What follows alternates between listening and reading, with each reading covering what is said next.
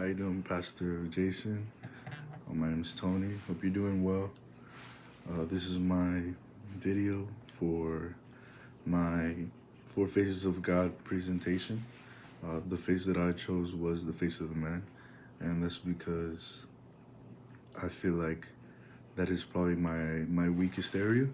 So I wanted to be able to research and be able to find some things that I can apply to myself, so I can learn and to grow better in that area. But there's a few places in scripture where I feel that relationalism is highlighted, and the first one is definitely the story of Christmas when Jesus came down to earth and he lowered himself from his position so he could relate to us and bridge the gap between us and the Father, so that we can have a relationship with him directly.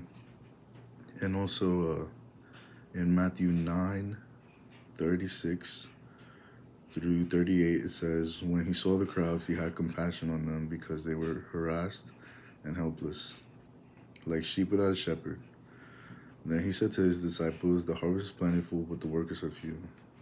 Ask the Lord of the harvest, therefore, to send out workers into his harvest field. So I feel like being able to pastor people well, you need to have compassion. It's one of the most important things you need to have.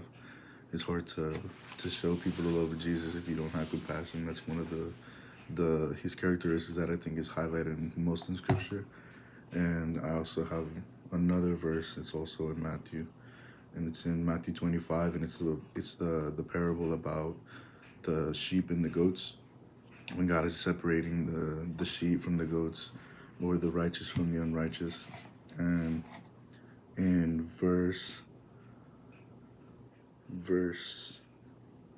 34, it says, then the king will say to those on his right, come, you who are blessed by my Father, take your inheritance, the kingdom prepared for you since the creation of the world. For I was hungry, and you gave me something to eat. I was thirsty, and you gave me something to drink. I was a stranger, and you invited me in. I needed clothes, and you clothed me. I was sick, and you looked after me. And I was in prison, and you came to visit me. And then the righteous, the people on his right, are going to answer him. They're going to be like, Lord, when did we do any of these things for you? And then jumping down to verse 40, the king will reply, truly I tell you, whatever you did for one of the least of these brothers and sisters of mine, you did for me. So Jesus is telling us right here that in order to serve, in order to serve God, you need to serve his people. You need to serve those around you, serve the least of these. And that develops your relationship with him and others. And so there's a few key things that I took away and want to apply to myself more. And first one is just to love people as much as I can by showing compassion. Same compassion Jesus had, that he showed to everyone he encountered. I'm reminded of the woman that was about to get stoned, and Jesus protected her, had compassion on her. That I'm reminded of that. And then also finding out, what moves me. In a chapel recently, the speaker talked about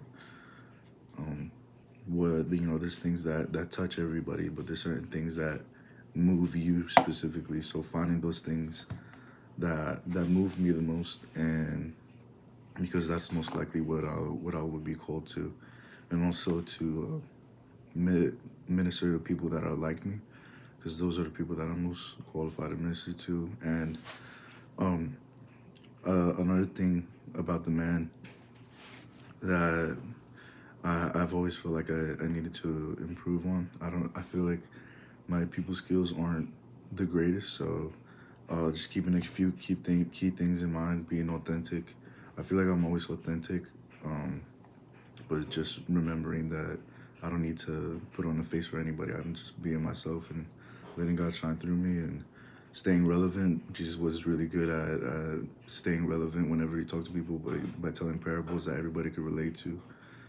and being accepting. Jesus was accepting to everybody, even those that were shunned out, like Matthew. Matthew was a tax collector. Everybody hated him, but Jesus accepted him and saw him as a child of God. So, and remembering to put others first, being selfless and a servant, being Great Commission focused, keeping in mind the Great Commission in every interaction I have and wherever I'm doing. And then in my environment, with the people around me, seeing it and saying it, calling out the God things that I see in others and encouraging them in that. I think all of those things would definitely help me to grow in the face of the man in my life. Thank you.